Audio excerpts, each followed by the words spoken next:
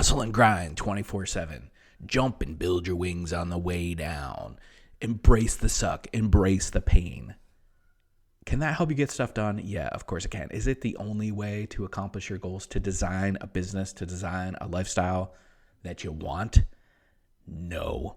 And let's talk about some of the other options in this episode of Unleash the Awesome.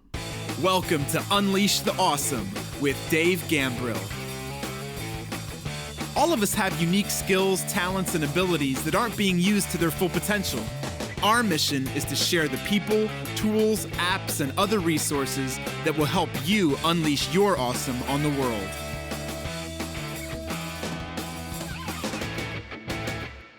Yo, what's up? It's Dave. Welcome to another episode of Unleash the Awesome. Today, let's talk about the myth of hustle and grind, the hustle and grind myth. So, yes, hustle and grind can definitely work. And it probably works in two cases. One, if you're super desperate, you have to put food on the table or pay bills now, immediately. Then yeah, you pretty much hustle and grind 24/7 to do whatever you have to make that happen, to provide for you and your family and to survive. Makes total sense. And two, you probably hustle and grind if you are looking to build a multi-billion-dollar empire with locations all over the world, and that's something you aspire to. However, most people that I work with are not looking to do that. They're just looking for some freedom, some choices, some flexibility. Many of the people I work with, if not most of the people I work with, have a job, they're paying their bills, they have some place to live, they're living okay, but maybe they're living lives of quiet desperation. Maybe they are going on vacation, but they would rather have options. Maybe they're staying at a Holiday Inn when they'd prefer to stay at Marriott's and five-star resorts, and maybe going out to eat is going out to Applebee's, but they'd prefer to be able to go to a steakhouse or something like that, to have options like that.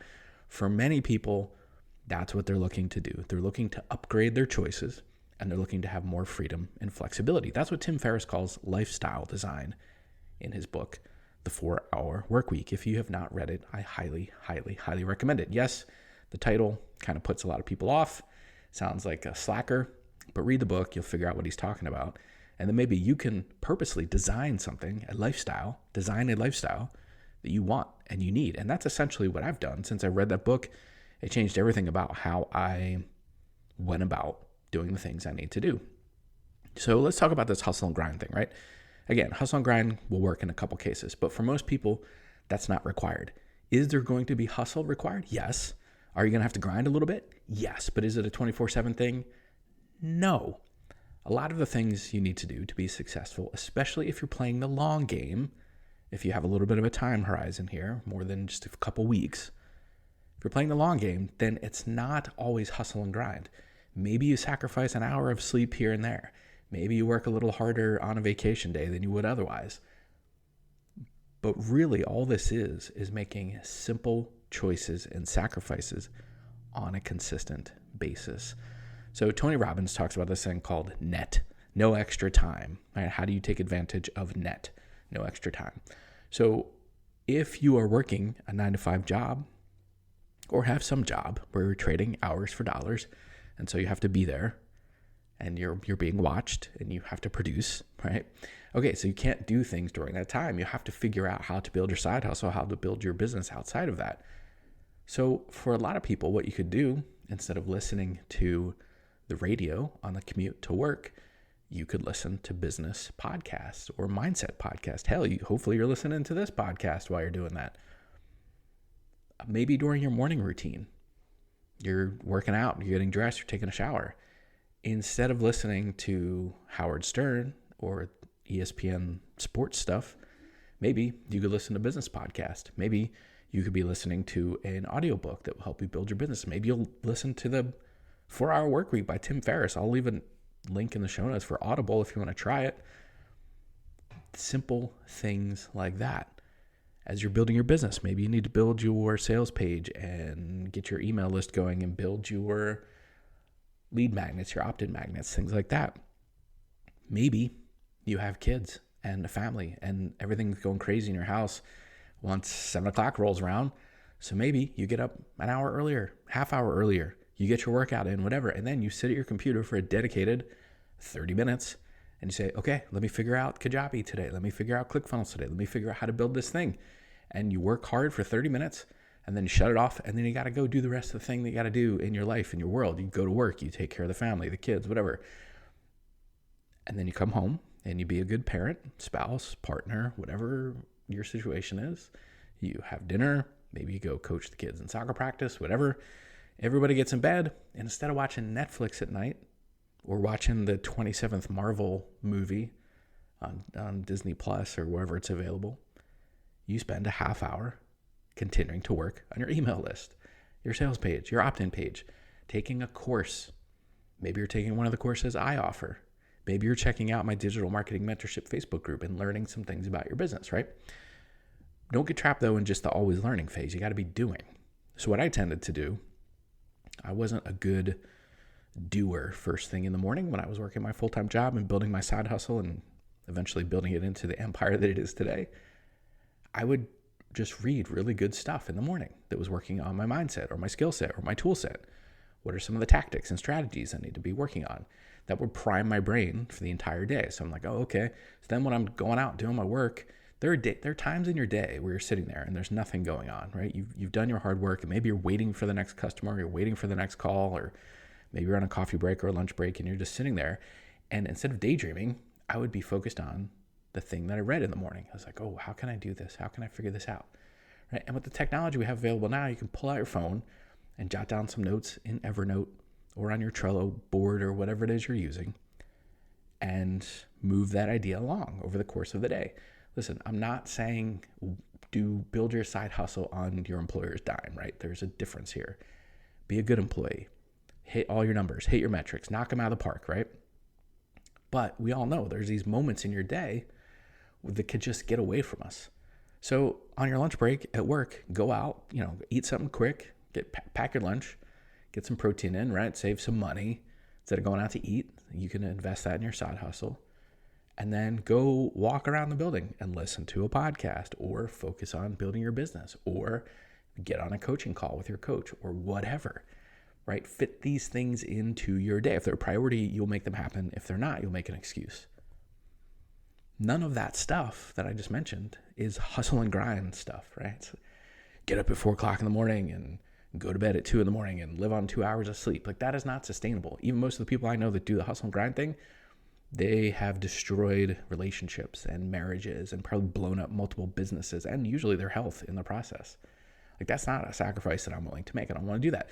You can design a very awesome, profitable lifestyle business without destroying yourself and everything in your path, without all of this collateral damage, if you will, right? How do you build these things? And I think about people like Tim Ferriss, right? As he was growing his empire, he started with a supplements business, and that was driving him crazy, like all the stuff that was going on with it. And he literally, if you read the book, you'll learn about this. He literally is like, all right, you know what? I need to try to set this on autopilot the best I can. And he did that. And then he said, now I'm going to bail and go to some country. I can't remember exactly where he went, but it wasn't the United States. And this was before we had all the chat apps and Slack and everything else that we have available to us today. So he was communicating with his team via email. And he went somewhere, Brazil maybe, I can't remember. And he's like, all right, I need to figure out how to run this remotely and make this happen. And like, he really focused on it. And from there, he's built some amazing things. And yes, he works hard. Yes, he does a little bit of the hustle and grind in the process, but he has figured out how to build this thing. Now, there's another guy, one of my coaches and friends, James Wedmore, who used to be known as the guy who taught people how to do bartending on YouTube. And then he was so successful with that, he taught people actually how to use YouTube in general, how it was a very, very powerful tool. And that's where I ran into him probably 14 years ago when he was teaching something called Video Traffic Academy. And that has helped my progression in the things that I'm doing. And he was talking about, listen, video is going to be the way of the future online. And that was a hell of a prediction. And you need to figure out how to do it. So I figured out how to do it, doing video, blah, blah, blah. But he has grown and pivoted slightly, but still is in the online marketing, teaching people how to build. He has a course that's called Business by Design, building something purposefully and designing it purposefully so that it fits into your life, it fits into your things. So you don't have to hustle and grind 24/7. And this is public knowledge, so I can share it. He's got a business now that does $10 million a year. He has a small team of like 7 or 8 people maybe.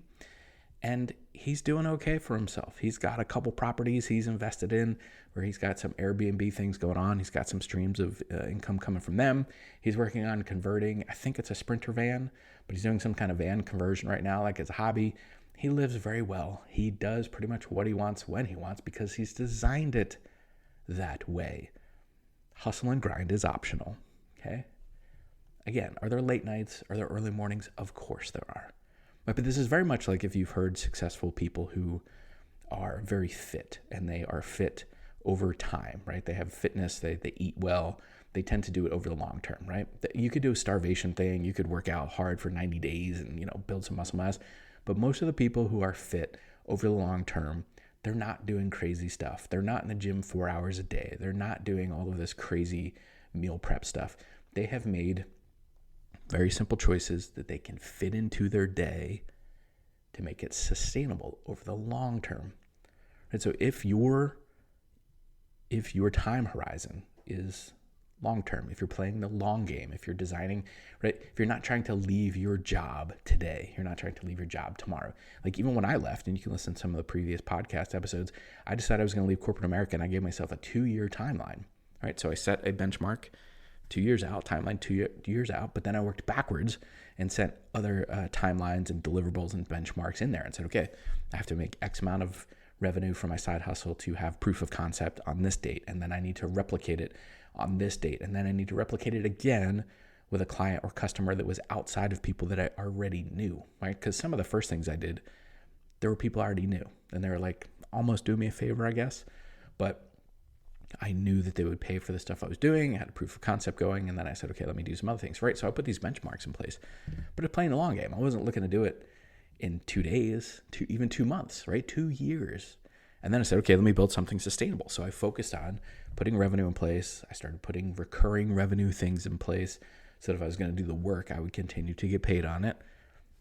And I was doing it purposefully. I was doing lifestyle design. I was doing business design, whatever the case may be. So if you're getting frustrated, if you find yourself going like, I don't want to do the hustle and grind, I don't want to look like Gary Vaynerchuk, right? I don't want to do that thing. Okay, there's definitely a place for it. My first business coach has a whole business that he does where he focuses on that niche, the hustle and grind and embrace the pain, embrace the suck, do all that stuff. And it works for him and the people that he attracts to his business because he's going after a very specific audience. But that is a very tiny subset of the overall population. You probably, if you're listening to this, do not fall into that population, right? So yeah, the hustle and grind thing works. Yes, it sells books. Yes, it sells courses. Yes, it sells coaching. Yes, there are people that are attracted to that. For the most part, for the vast majority of people though, it doesn't need to be that extreme. You don't need to jump and build your wings on the way down. You don't need to pull a Cortez and go to the island and burn the boats. It doesn't need to be that crazy. There are moments in your business where you might have to do those things on a smaller scale. Like at some point, you do have to decide, I'm going to leave my full-time employment, right? That might be a burn the boats moment or a jump and build your wings on the way down, right? But if you're doing it the smart way, if you've designed it, if you have a longer term time horizon, then you have something to go to. Many of the people that I run into are spending so much time trying to run from something that they haven't spent any time building something worth running to. Let me say that one again. Don't set up a situation where you're running from something. Set up a situation where you're running toward something. So build something worth running to. And again, you could do this in your spare time. Listen to podcasts in the shower. Work on your sales page or whatever at nighttime after the kids and wife are asleep for a half hour. I'm not saying all night. And if you come check out my digital marketing mentorship Facebook group, I talk about the tools and the techniques where you could do that. I have a Telegram channel where I talk about that. Look, I'll put all that stuff in the show notes for you. But that's what I'm doing. I'm sharing my path, my story, how I got to where I got to. And hell, I didn't even have all the tools that you have available now. I get it. There's another problem that you're faced with now, which is the paradox of choice. There are literally over 8,000 things you could pick from. I did not make that number up. There are over 8,000 things you could pick from to create your marketing technology stack online, right? So for me, in one way, it was a little bit easier when I got started 20 plus years ago online, because there weren't really options. There was like one thing to build web pages. You had a GeoCities page, or maybe you were using Microsoft Front Page, I think it was called, right? Or this thing, Shockwave Dreamweaver. It's a hell of a name, right? But now there's like literally, to do your landing pages and sales pages, there's probably hundreds of choices. And so I get it. You have lots of choices now. But that's why over in all these places that I'm at online, even my Tech Tools Tuesday series that you can opt into, every Tuesday I talk about some tools that you could be using to do these things I'm talking about. Because in the half hour that you have in the morning, in the half hour you have at your lunchtime, in the hour you have at night after everybody else is in bed, you need to get laser focused on what you're doing. And if you're spending all your time worrying about the technique, or trying to figure out the technique, or trying to choose the tools and getting caught up and jammed up in having so many options, you'll never get anything done. You'll just spin around in circles like, what am I supposed to do? So my focus on this podcast and my Facebook group, on my email list, whatever, is to give you the tools and the tactics and the strategies and the mission that and the information to help you design a business, to design a lifestyle that you want, that you actually want to run to. I help you with all that stuff. That is a purpose behind what I do. And what you're listening to right now, this podcast, is just one piece of it. So make sure you check out all of those other things. Be designing a lifestyle that you're proud of, that creates choices, that gives you the freedom and flexibility that you want in your life. Be designing a business that's worth running to. And I guarantee that that will help you unleash your awesome. See ya. Thanks for listening to Unleash the Awesome. Please be sure to subscribe, rate, and review wherever you listen to your podcasts. And please share us on your favorite social media platforms using #UnleashAwesome.